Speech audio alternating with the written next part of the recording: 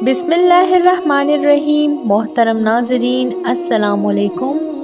हज़रत यूनुस अलैहिस्सलाम अल्लाह ताला के भेजे हुए रसूलों में से एक रसूल थे। अल्लाह रब्बुल इज़्ज़त ने आप अलैहिस्सलाम का कुरान मजीद में 6 सूरतों में ज़िक्र खैर फरमाया है और एक पूरी सूरत यूनुस आप अलैहिस्सलाम के नाम से नाजिल फरमाई है।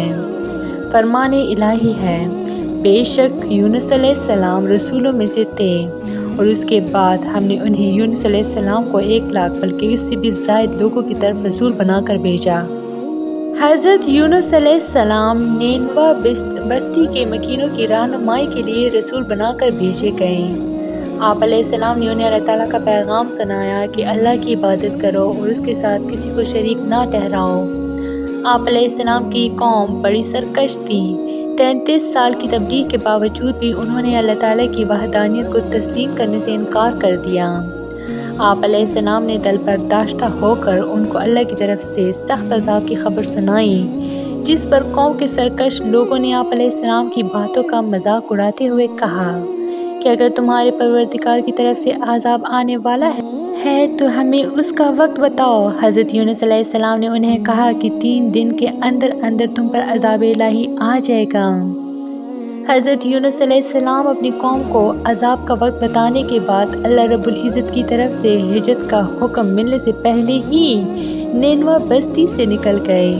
अल्लाह रब्बुल इज़्ज़त ने इसी बात पर नाराज़गी का इजहार फरमाते हुए उन्हें आज़माइशों में मुब्तला कर दिया।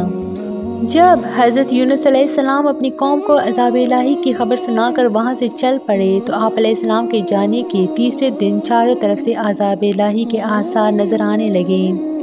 आप अलैहिस्सलाम की कौम के लोग हज़रत यूनुस अलैहिस्सलाम की तलाश में निकले ताकि उनसे दरख्वास्त करें कि वो अल्लाह ताला से अज़ाब को टालने के लिए दुआ मांगे, लेकिन हज़रत यूनुस अलैहिस्सलाम उन्हें नहीं मिले।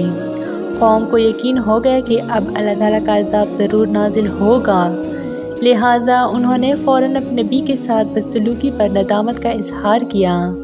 फटे पुराने कपड़े पहन लिए, जानवर के बच्चों को उनकी माँ से अलग कर दिया। मर्द औरतें और बच्चे रो रो कर आजिज़ी और इनकिसारी के साथ अल्लाह ताला से अज़ाब टालने की दुआएं मांगने लगे। अल्लाह रब्बुल इज़्ज़त की रहमत जोश में आई और उसने कौम यूनुस पर आने वाले अज़ाब को ढाल दिया। हज़रत यूनुस अलैहिस्सलाम अपनी कौम से दिलबर्दाश्ता होकर बस्ती से निकल गए तो दरिया में सफ़र करने के लिए मुसाफिरों से भरी एक कश्ती में सवार हो गए। जब कश्ती दरिया के दरमियान पहुंची तो डगमगाने लगी और करीब था कि वो डूब जाए।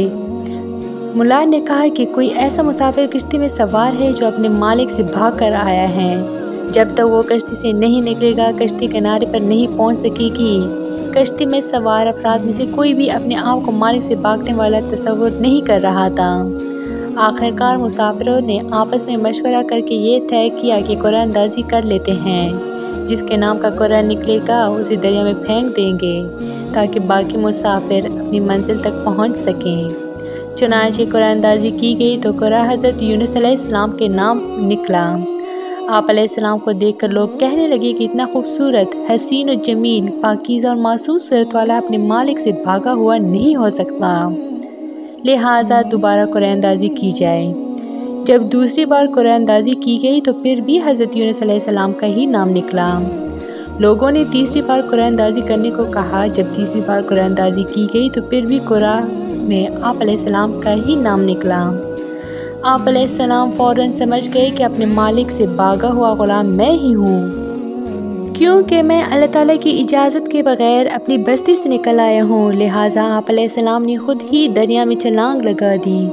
जैसे ही आप अलैहिस्सलाम ने दरिया में छलांग लगाई, अल्लाह ताला ने दरिया की एक बड़ी मछली को हुक्म दिया कि अपना मुँह खोल कर उन्हें इस तरह निकल लो कि इनके गोश्त और हड्डियों को ज़रा भी नुकसान ना पहुँचे।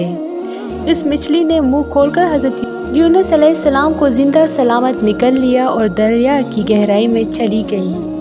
हज़रत यूनुस अलैहिस्सलाम जब मछली के पेट में पहुंच गए और वहां अपने आप को जिंदा महसूस किया तो अपनी गलती का एतराफ़ करते हुए अल्लाह के हुज़ूर गड़गड़ाए और अल्लाह ताला की खूब तस्बीहात बयान की। जब आप अलैहिस्सलाम ने अल्लाह ताला की तस्बीह के साथ दुआ या कलमात कहें तो अल्लाह ताला ने आप अलैहिस्सलाम की दुआ को फ़ौरन कबूल फरमा कर आप अलैहिस्सलाम को गम से निजात अता फरमाई। اللہ تعالیٰ نے 40 دن کے بعد مچھلی کو حکم دیا کہ دریا کے کنارے جا کر انہیں اپنے پیٹ سے باہر اگل دو۔ مچھلی نے اللہ تعالیٰ کے حکم کی تعمیل کرتے ہوئے آپ علیہ السلام کو باہر اگل دیا۔ اللہ تعالیٰ نے وہاں آپ علیہ السلام پر کدو کی بیل اگا دی۔ آپ علیہ السلام مچھلی کے پیٹ میں رہنے کی وجہ سے بہت زیادہ کمزور ہو گئے تھے اور آپ علیہ السلام کا جسم نرم ہو گیا تھا۔ اس حالت میں اگر آپ پر ایک مکھی بھی بیٹھ جاتی تو آپ علیہ السلام اس کی تاب نہ لا سکتے تھے۔ کدو کی بیل کے پتے چوڑے ہونے کی وجہ سے سایہ گنا ہوتا ہے اور اس کے قریب مکھی نہیں آتی۔ اس کے ساتھ ساتھ آپ علیہ السلام کے لیے ایک دودھ دینے والی ہرنی کو پابند کر دیا جو صبح و شام آپ علیہ السلام کو دودھ پلانے آیا کرتی تھی، یہاں تک کہ آپ بالکل تندرست ہو گئے اور جب واپس قوم کے پاس آئے تو دیکھا وہ تمام مسلمان ہو چکے تھے۔ فرمان الہی ہے، اے اللہ آپ کے سوا کوئی معبود نہیں، آپ ہر عیب سے پاک ہیں، بے شک میں ہی ظلم کرنے والوں میں سے ہوں۔ تو یہ تھی میری آج کی ویڈیو، امید کرتی ہوں کہ آپ لوگوں کو بہت اچھی لگی ہوگی۔ مزید اس طرح کے اسلامی ویڈیوز کے لیے میرے چینل کو لائک، شیئر اور سبسکرائب ضرور کریں۔ Stay tuned for more. Thanks for watching.